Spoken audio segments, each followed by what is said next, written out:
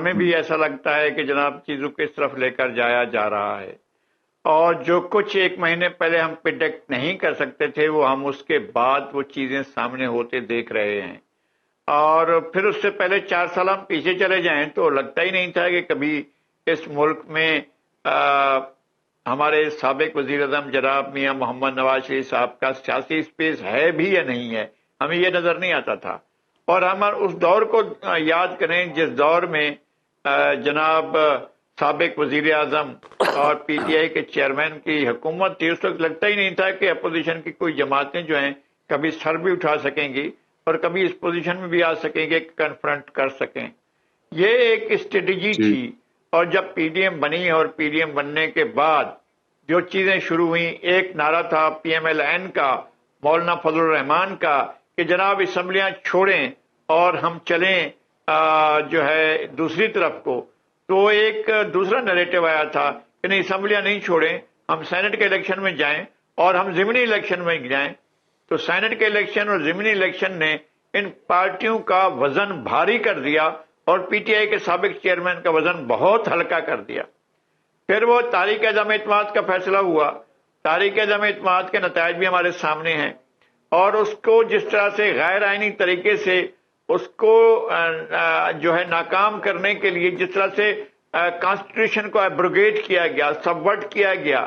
اگر 3 اپریل کو جو کچھ یہ ہو رہا تھا، اگر سپریم کورٹ بیدار نہ ہوتی اور وہ اگر اپنے گھروں سے سپریم کورٹ کے پرمیسز کی طرف نہ آتی تو شاید بہت بڑا کیجولٹی ہو چکی تھی آئین کی، اور کر لی گئی تھی جب یہ کہہ گیا تھا کہ جناب آرٹیکل 5 پڑھا، فواد چودھری نے آرٹیکل 6 نریٹ کیا، جو سوری صاحب ہیں، اور سوری صاحب نے کہا کہ میں تحریک عدم اعتماد کو مسترد کرتا ہوں۔ یہ ٹوٹل ایبروگیشن، سب ورژن اور پٹنگ ان بائنڈس کانسٹیٹیوشن، یہ پورا عمل تھا۔ تو اب اس کے بعد جو ہے جس طرح سے 16 مہینے کی کارکردگی گئی وہ بھی ہمارے سامنے ہے، اور اس 16 مہینے کے پر جو بارودی سرنگیں پچھلی حکومت نے بچھائی تھیں اس کے نتائج یہ بھگتتے رہے ہیں، یہ بھی ہمارے سامنے ہے۔ اب جو موجودہ صورتحال جا کر بنی ہے وہ ریورسل ہوا ہے، ٹوٹل اباؤٹ ٹرن ہوا ہے، اور جس کو سابق چیئرمین پی ٹی آئی کے جو چیئرمین ہے سابق وزیر اعظم، جس کو کہتے تھے یو ٹرن، اب یہاں پر فرد نے نہیں، صورتحال نے یو ٹرن لیا۔ جو معطوب تھے وہ جو ہے وہ صاحب منصب ہو گئے، اور جو صاحب منصب تھے وہ معطوب و مغلوب ہو گئے۔ تو یہ پوزیشن چینج ہو گئی۔ اب جو ہے ہر طرف سے نعرہ لگایا جا رہا ہے، اب تو قانون کوئی چیز ہی نہیں ہے، اب تو آئین کوئی چیز ہی نہیں ہے، اب تو پہلے ہی الیکشن کوئی چیز ہی نہیں ہے، الیکشن کی کوئی حیثیت ہی نہیں ہے۔ ہم پہلے بیٹھ کر کہہ رہے ہیں کہ جناب فلاں پارٹی سے وزیر اعظم آئے گا، فلاں چیزیں، ہمیں الیکشن کی ضرورت ہی نہیں ہے، ہمیں بظاہر تو یہی صورتحال ہے کہ الیکشن کی ضرورت ہی نہیں ہے، ہم تو طے کر چکے ہیں کہ فلاں وزیر اعظم ہوگا، فلاں جو ہے وہ صدر ہوگا۔ یہ ساری چیزیں جو ہیں یہ ماحول بنا رہا ہوتا ہے، ماحول بتا رہا ہوتا ہے، اور سسٹم ایسا کر رہا ہوتا ہے۔ تو اس میں آپ کی پریڈکشن یا آپ کی سنی ہوئی باتیں جو ہیں ہم بھی ایسے ہی سن رہے ہیں، لیکن یہ نیچرل وہ نہیں ہے۔ 3-4 سال کے بعد پھر وہی منظرنامہ ہوگا، پھر جو آج کے صاحب منصب ہیں وہ پھر نیچے پڑے ہوں گے، اور جو نیچے پڑے ہوئے ہیں وہ پھر اوپر آ جائیں گے۔ ٹھیک ہے جی، یہ تو پھر میوزیکل چیئرز چل رہا ہے جو آپ کہہ رہے ہیں، اور اسی طرح معاملات۔ ویسے پاکستان کی تاریخ میں ہمیں نظر تو یہی آتا ہے جو تجزیہ لغاری صاحب نے دیا، میں اس سے اتفاق کرتا ہوں۔ لغاری صاحب آپ کس طرح دیکھ رہے ہیں ساری صورتحال کو؟ فیض آباد دھرنا، اس کی ججمنٹ، اس ٹائم پہ ریویو پٹیشنز کا آنا، اب جو بازی پلٹی ہے جس کا ذکر آپ تھوڑی دیر پہلے اپنے تجزیے میں کر رہے تھے، اس کے نتیجے میں ان ریویو پٹیشنز کے واپس لینے کی استدعائیں سپریم کورٹ میں ہونا، اور اب موجودہ چیف جسٹس قاضی فائز عیسیٰ کا موجودہ سٹانس اس مقدمے کے حوالے سے آپ کیسے دیکھتے ہیں؟ میرے خیال میں یہ بہت اہم ہے، پاکستان کی تاریخ کا ایک انتہائی اہم موڑ ہے جہاں پر اس بات پر بحث کی جا رہی ہے اور اس پر گفتگو کی جا رہی ہے، جہاں پر بعض ایسے پردہ نشینوں کے بارے میں بات ہوگی جن کے بارے میں کوئی اشارہ، کنایا، استعارہ، کوئی بھی ایسی چیز استعمال نہیں کر سکتے، جہاں ابھی بڑے بڑے لائر بھی وہ اپنے آپ کو اجتناب کرتے ہیں کہ ہم اس پر بات کریں. کوئی چیزیں تو ہمیں طے کرنی ہوگی نا. ایک تو یہ ہے کہ اللہ قاضی فائز یوسف صاحب کو سلامت رکھے اور زندگی دے. جب یہ بات سامنے آئی تھی تو ایک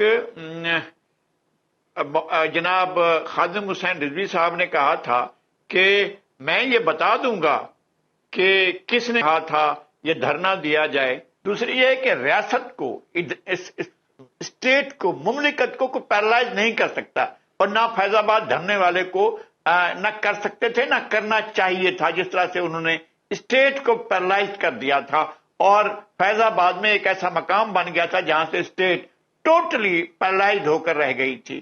اور جب ایسا ہو، اور اگر کسی کے آشیرواد سے بھی ہو، تب بھی ایسا نہیں کیا جا سکتا ہے. اسٹیٹ پیرالائز نہیں ہو سکتی ہے. اس میں یہ ہوا، ایک فیض آباد کا معاملہ نہیں ہے. پھر ایک مرتبہ ایسا اور ہوا تھا کہ اچانک کراچی میں ہم ایک مقام سے دوسرے مقام تک جاتے ہوئے لگا ہمیں کہ جناب پورا شہر پیرالائز ہو گیا ہے. اچانک کسی شہر کا پیرالائز ہو جانا، پھر اسی وقت ہمیں معلوم ہوا کہ نہیں، ملک پیرالائز ہو گیا، پورے کا پورا ملک پیرالائز ہو گیا. کوئی نقل و حرکت نہیں ہو سکتی. جہاں گاڑیاں ہیں وہ جام ہو گئی ہیں، افراد جو ہیں وہ جام ہو گئے ہیں، رکنا، کسی کا چلنا دو بھر ہو گیا ہے، ممکن نہیں رہا ہے. اور گاڑیاں جہاں ویسی کی ویسی ہو گئی ہیں. اگر کوئی بھی، اگر وہ کوئی تنظیم، کوئی فرد، کوئی گروہ، کوئی انسٹیٹیوشن، کوئی ادارہ، کوئی ایجنسی اگر ملک کو پیرالائز کر دیتی ہے تو یہ خطرناک علامت ہے. ایسا نہیں ہونا چاہیے. پھر سپریم کورٹ آف پاکستان جو ہے اب اس فیصلے پر ریویو کر رہی ہے. سپریم کورٹ جب آرٹیکل 10A کی جو چیزیں ہیں اس کو پیش نظر نہ رکھے. میں نے خود یہ سوال اٹھایا تھا. جناب چیف جسٹس اس وقت ثاقب نثار تھے، تو میں نے ان کی خدمت میں عرض کیا تھا، اور میں تو نہ وکیل ہوں، نہ میں کوئی کسی کیس میں مدعی تھا، نہ ملزم تھا. ایک صحافی کے طور پر میں نے روسٹرم پر جا کر ان کی خدمت میں عرض کیا تھا کہ آرٹیکل 10A کہتا ہے کہ ڈیو پروسیس آف لا کے تحت جو ہے ہم نے آگے بڑھنا ہے.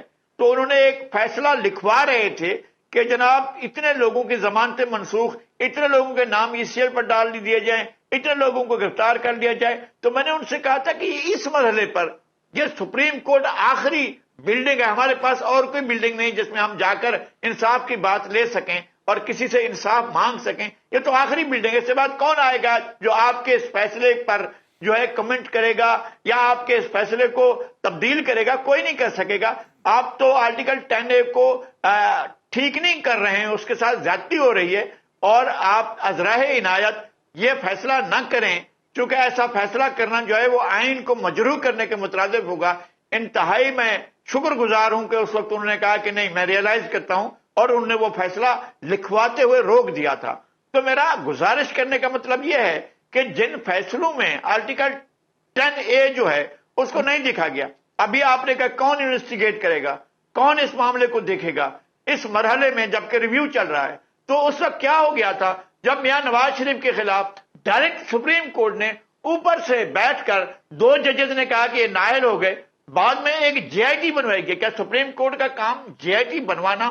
پھر ایک سپروائزنگ جج جو ہیں وہ اس معاملے جو ریفرنسز ہیں ان کی سپرویژن کریں گے. کیا سپریم کورٹ اس طرح سے مقدمات کی سپرویژن کی؟ تو جو ایکسٹرا کانسٹیٹیوشنل اقدامات ہوتے رہے ہیں اور ہمارے انتہائی قابل احترام اس سپریم کورٹ جیسے ادارے سے، تو ہمیں یہ سمجھنا چاہیے کہ اگر کوئی صحیح راستہ اختیار کیا جا رہا ہے، اگر کوئی چیز ایسی ہو چکی ہے ماضی میں جو ٹھیک نہیں تھی، اگر اس کو ٹھیک کیا جا رہا ہے، اور کسی کو بھی اسٹیٹ کو پیرالائز کرنے کا اختیار نہیں ہونا چاہیے کہ اگر کوئی اس سے جاننا چاہتے کہ کون پیرالائز کر رہا تھا، تو میرے خیال میں یہ رائٹ ہوگا اور درست ہوگا.